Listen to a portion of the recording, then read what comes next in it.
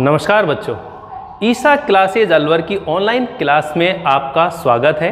देखिए, हमारा टॉपिक चल रहा है पद परिचय और उस पद परिचय को समझाने के लिए मैं आप लोगों को समझा रहा था कि शब्द विचार कि कितने तरह के शब्द होते हैं और कितने प्रकार के शब्द ऐसे होते हैं जिनका पद परिचय किया जाता है। तो आज का हमारा जो टॉपिक है वो है क्रिया विशेषण।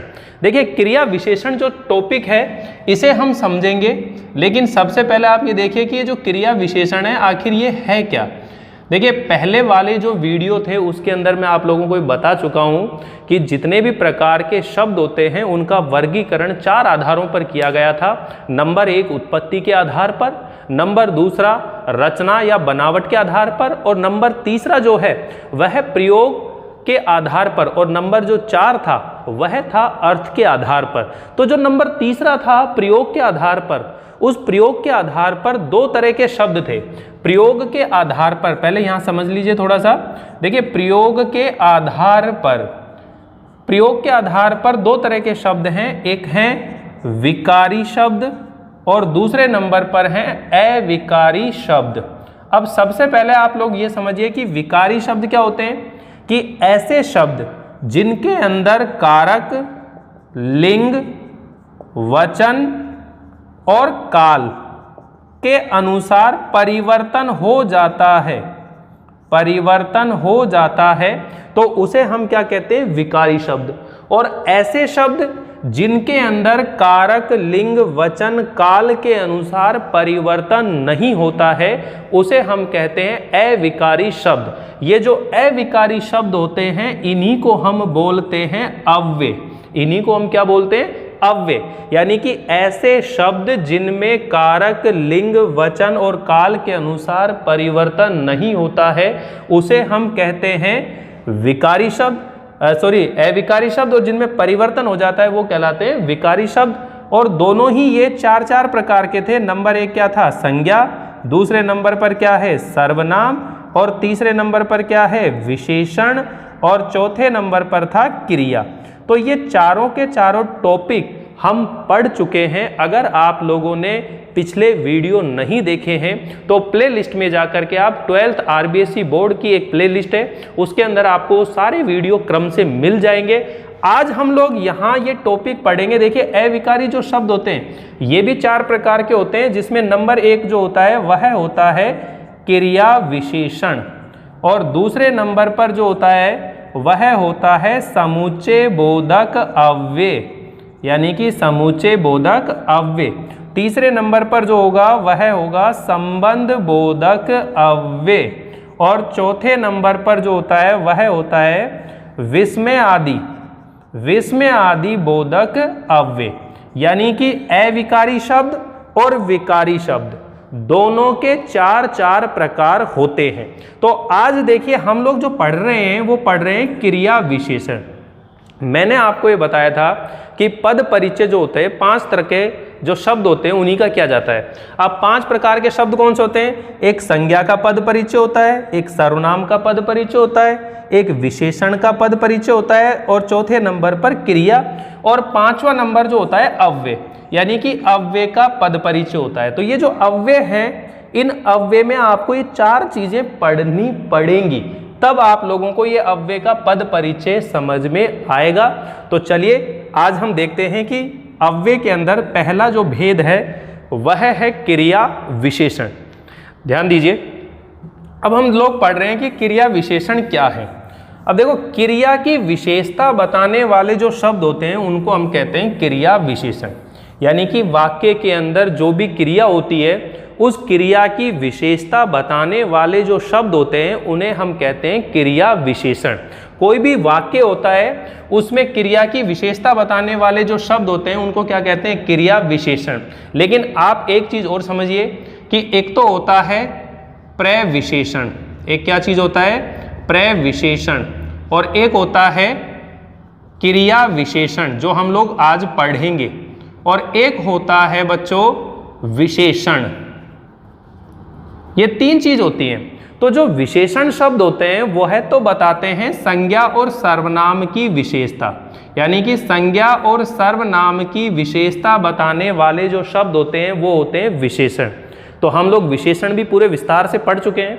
और क्रिया की विशेषता बताने वाले जो शब्द होते हैं वो कहलाते हैं क्रिया विशेषण।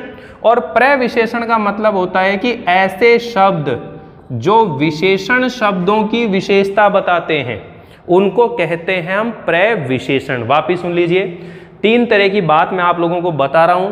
इस वीडियो में आप लोगों को अंत तक बहुत सारी चीजें जानने को मिलेंगी। आप जुड़े रहें मेरे साथ।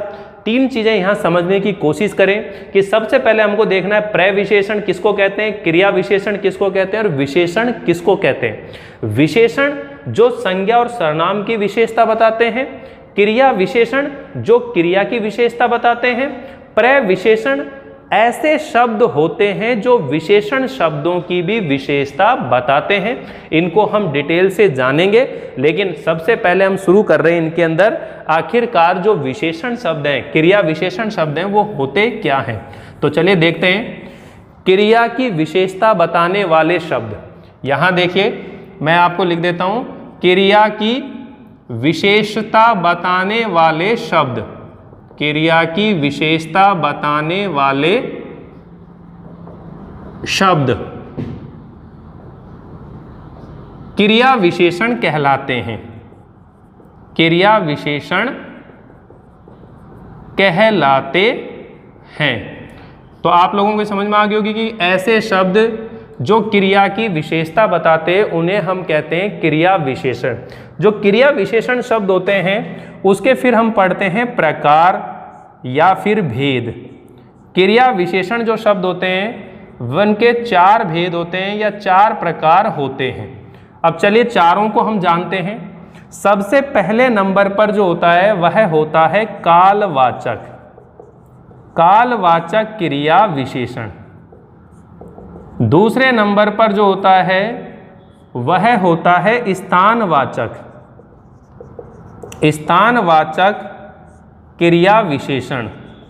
और तीसरे नंबर पर जो होता है वह होता है रीतिवाचक, रीतिवाचक क्रिया विशेषण।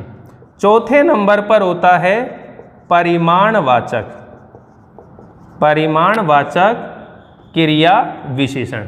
ये 4 प्रकार होते हैं बच्चों। तो इन चारों प्रकारों को आप समझने की कोशिश करें कि काल का मतलब होता है समय, स्थान का मतलब होता है जगह, और रीति का अर्थ होता है ढंग या तरीका, और परिमाण का अर्थ होता है मात्रा। तो चलिए इनको एक एक करके हम लोग समझते हैं। तो सबसे पहले हम लोग जानेंगे कि कालवाचक क्रिया विशेषण किसे कहते हैं। देखिए कालवाचक क्रिया विशेषण किसको कहते हैं? ऐसे शब्द, ऐसे अव्यय जो क्रिया के करने या होने के समय का बोध कराते हैं। वापिस सुनिए कि कालवाचक क्रिया विशेषण शब्द किसको कहते हैं? ऐसे शब्द जो क्रिया के होने या करने के समय का बोध कराते हैं, उनको हम कहते हैं कालवाचक क्रिया विशेषण शब्द। अब ये जो कालवाचक क्रिया विशेषण, इनको समझे कैसे बच्चों? देखो एक तो होता है समय और एक होती है अवधि। एक होता है समय और एक होती है अवधि। अब ये समय क्या होता है? जैसे अपन बोलते हैं आज, या अपन बोलते हैं कल, या अपन बोलते हैं सुबह, या बोलते हैं शाम, या बोलते हैं संध्या, या अपन बोलते हैं दोपहर या रात्रि। ऐसे कोई भी जो शब्द होते हैं जो पर्टिकुलर किसी समय के बारे में बात कर रहे होते हैं, तो उनको हम क्या बता रहे हैं? समय। एक अवधि होती है कि सुबह से, आप क्रिया के करने होने की अवधि बता रहे हो। क्या बता रहे हो? सुबह से। अपन कह रहे हैं कि 4 दिन से, या बोल रहे हो 10 साल से। अब देखिए इनको वाक्य में प्रयोग करके देखेंगे कि जब कोई वाक्य होता है उसके अंदर अपन लिखते हैं बालक सुबह आएगा। अब बालक सुबह आएगा, अब सबसे पहले आप देखिए कि कौन आ रहा है? बालक। तो ये तो हुआ कर्ता, क्योंकि जो कारक होते हैं वह केवल संज्ञा और सर्वनाम शब्दों में होते हैं। और ये क्या होगी? क्रिया आएगा। और ये क्रिया के आने का समय बता रहा है, यानी कि बालक कब आ रहा है। आप ये ध्यान रख लेना कि कालवाचक को पहचानने के लिए आपको प्रश्न करना है कब। कौन सा प्रश्न करना है? कब। यानी कि जो भी क्रिया होगी उस क्रिया के साथ में आपको प्रश्न करना है कब। कब आएगा? कल आएगा, परसों आएगा, सुबह आएगा, शाम को आएगा, दोपहर में आएगा, रात्रि को आएगा या संध्या काल में आएगा, कब आएगा।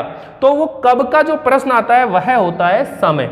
और जब क्रिया के होने या करने के समय का बोध किया जा रहा हो तो ये शब्द कहलाता है कालवाचक क्रिया विशेषण। ये शब्द जो कहलाएगा ये कहलाएगा कालवाचक क्रिया विशेषण। तो आप लोगों को ये चीज समझ में आ रही होगी कि कालवाचक क्रिया विशेषण शब्द किसको कहते हैं?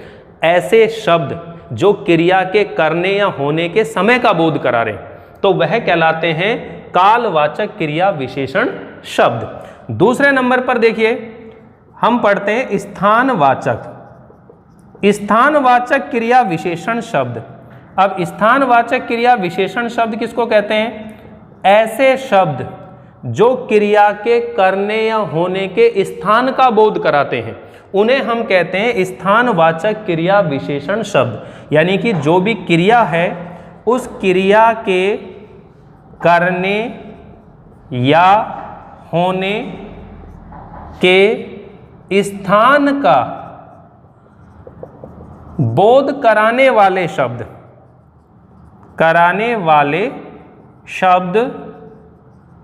क्या कहलाते हैं? आपके स्थानवाचक क्रिया विशेषण। क्या कहलाते हैं? स्थानवाचक क्रिया विशेषण शब्द। अब देखिए यहां पर भी आप ध्यान दीजिए कि एक चीज तो होती है स्थान, एक चीज तो जो होती है वो होती है स्थान। यहां तक समझ में आ रहा है आप लोगों को?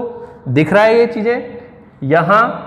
तो यहां देखिए, यहां सबसे पहले अपन बात करते हैं स्थान के बारे में। किसके बारे में बात कर रहे हैं? स्थान। और एक चीज होती है दिशा। एक क्या चीज होती है? दिशा। और एक होता है स्थान। अब स्थान क्या होता है? जैसे अपन कह रहे हैं बालक कहां पढ़ रहा है, कहां।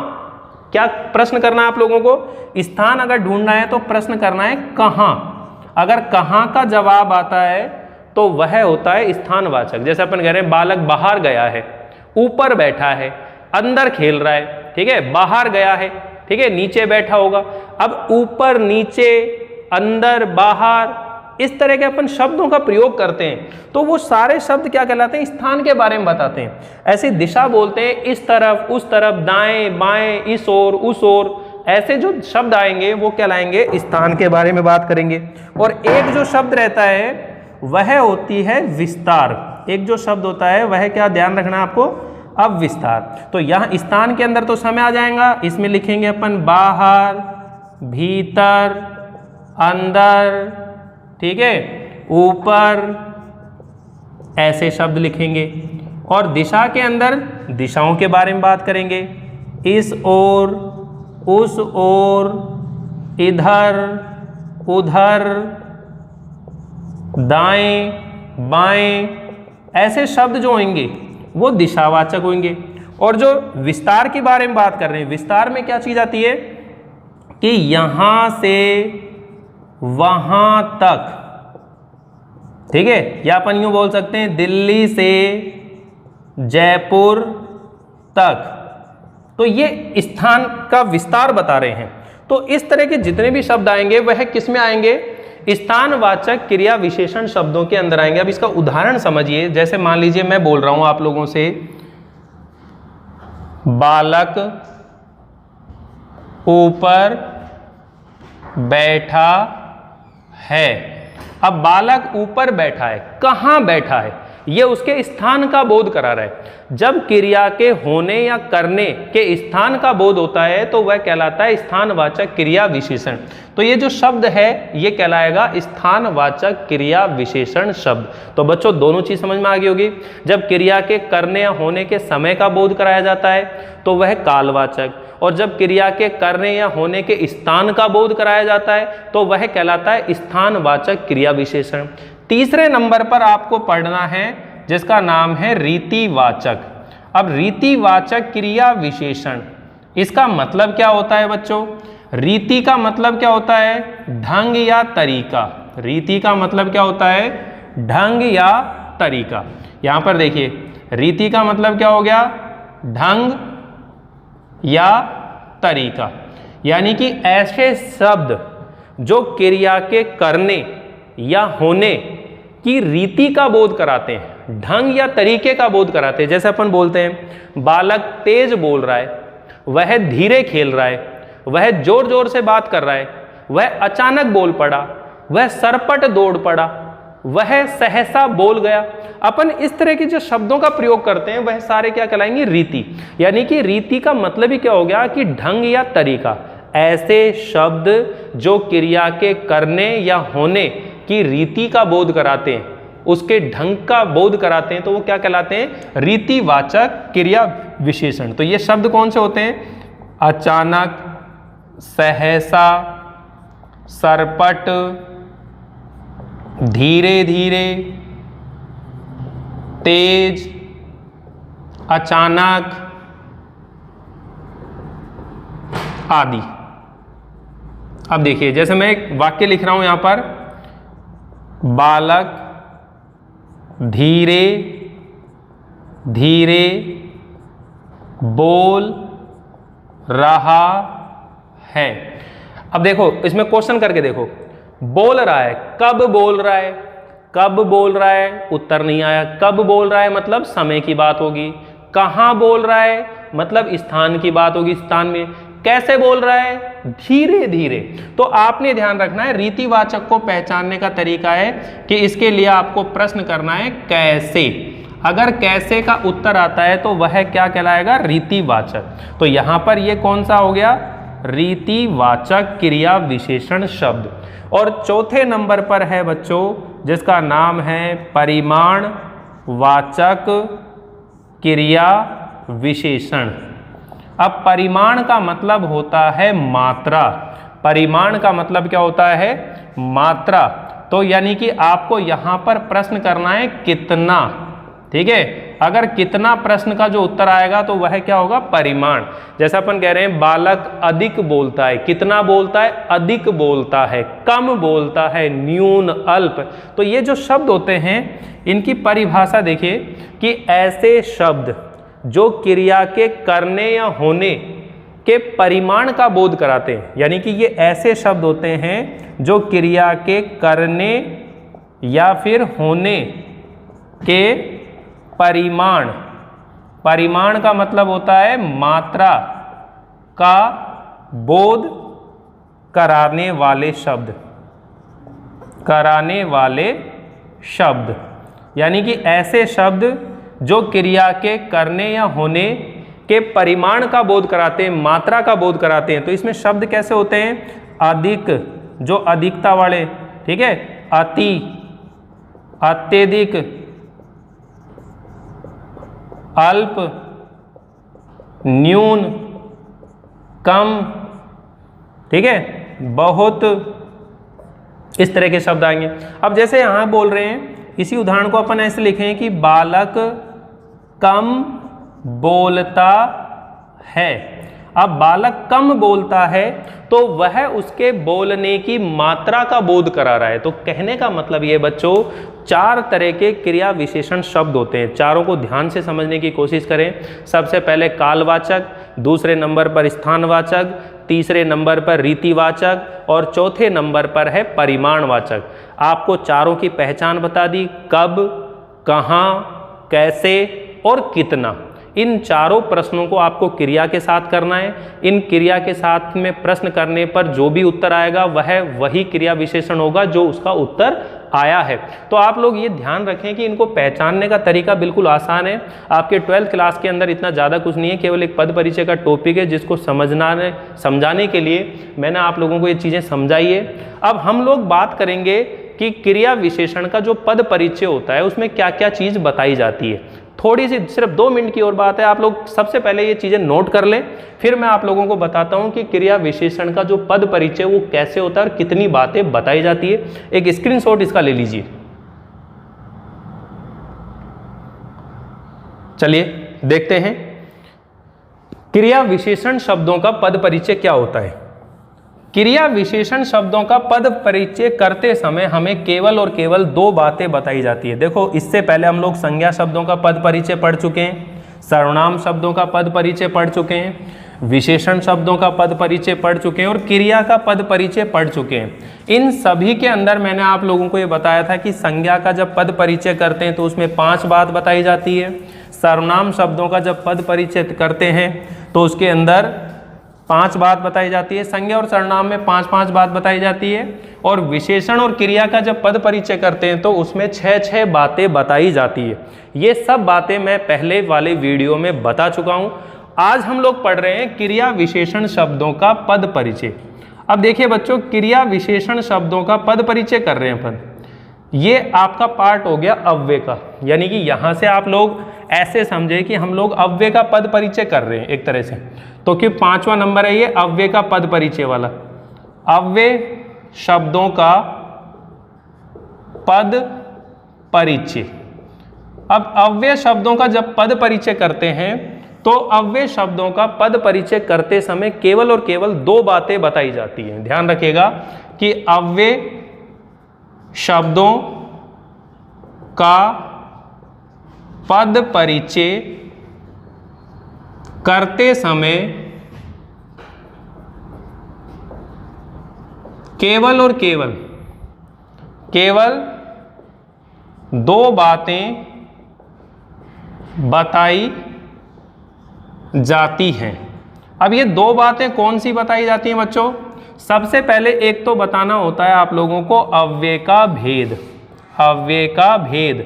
और दूसरे नंबर पर बताना होता है कि क्रिया के साथ में या अन्य शब्दों के साथ में या अन्य शब्दों के साथ संबंध। ये 2 बातें बताई जाती हैं। तो आज हम सबसे पहले पढ़ रहे हैं क्रिया का पद परिचय, यानी कि एक तरह से अव्यय का पद परिचय पढ़ रहे हैं। तो जैसे मान लीजिए मैंने उदाहरण लिखा कि बालक धीरे धीरे बोलता है। अब ये रेखांकित करके आएगा, आपसे पूछा जाएगा कि रेखांकित पद का पद परिचय करिए। अब देखिए, मैं आपको ये ध्यान रखे कि मैं शब्द नहीं बोल रहा हूं, मैं बोल रहा हूं पद। पद क्यों बोल रहा हूं? कि वाक्य में जब शब्दों का प्रयोग करा जाता है, उसे एक व्याकरण की इकाई का रूप दिया जाता है, तो वो शब्द ना कहलाकर पद कहलाने लग जाते हैं। तो इसी वजह से हम इनको क्या बोलते हैं? पद बोलते हैं शब्दों को। तो यहां पर देखिए, जब धीरे धीरे शब्द का पद परिचय करेंगे, धीरे धीरे, तो सबसे पहली बात ध्यान रखिए कि ये क्रिया विशेषण है। ये अव्यय का कौन सा भेद है? ये क्रिया विशेषण है। और क्रिया विशेषण में भी ये कौन सा भेद है? धीरे धीरे। भाई कब आ रहा है उत्तर? नहीं आ रहा है। कहाँ? नहीं आ रहा। कैसे? तो यानी कि रीतिवाचक। कैसे है ये? रीतिवाचक। दूसरी जो बात बतानी है आप लोगों को कि उसका क्रिया के साथ क्या संबंध है, तो आपने बताना है बोलता है।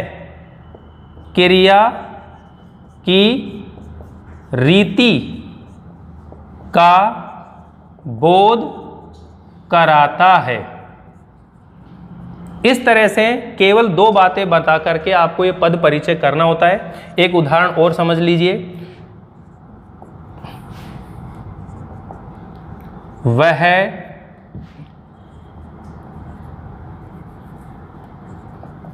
दोपहर में पढ़ता है। तो यहां दोपहर शब्द आ गया, तो वह दोपहर में पढ़ता है। तो यहां पर आप ध्यान रखें, सबसे पहले अव्यय का कौन सा भेद है? क्रिया विशेषण है। क्रिया विशेषण में कौन सा है? दोपहर की बात हो रही है, तो ये काल की बात कर रहा है, कालवाचक है, समय की बात हो रही है। तो यहां पर देखिए, दोपहर शब्द का जब पद परिचय करेंगे अपन दोपहर, तो आप यहां लिखेंगे, सबसे पहली बात लिखेंगे कि ये क्रिया विशेषण है। सबसे पहले क्या लिखेंगे अपन? क्रिया विशेषण है। और क्रिया विशेषण में कौन सा भेद है ये? उसको अपन ब्रैकेट में लिखेंगे कि ये कालवाचक है। और फिर इसका पढ़ता है, यानी कि क्रिया के साथ संबंध बताना है। पढ़ता है क्रिया के काल का बोध कराता है। काल का बोध कराता है। तो इस तरह से केवल 2 बातें बताई जाती है क्रिया विशेषण शब्दों के पद परिचय में। देखिए बच्चों, अब तक ये 15वां लेक्चर है। इससे पहले मैं और भी आप लोगों को सारी बातें बता चुका हूँ पद परिचय के लिए। वो सारे वीडियो आप लोग क्रम से सुने, देखें और ध्यान से समझने की कोशिश करें। ये लॉकडाउन पता नहीं कब तक चलेगा, आप घर में बैठ करके रजिस्टर में ये सारी तैयारी करते हुए चलें। जब भी क्लास लगेगी तो क्लास के अंदर मैं वापस से एक बार रिवीजन आप लोगों को करवाऊंगा। अगर आप लोगों को ये वीडियो समझ में आ रहा हो तो लाइक कीजिएगा, शेयर कीजिएगा और सब्सक्राइब करना बिल्कुल ना भूलिएगा। धन्यवाद।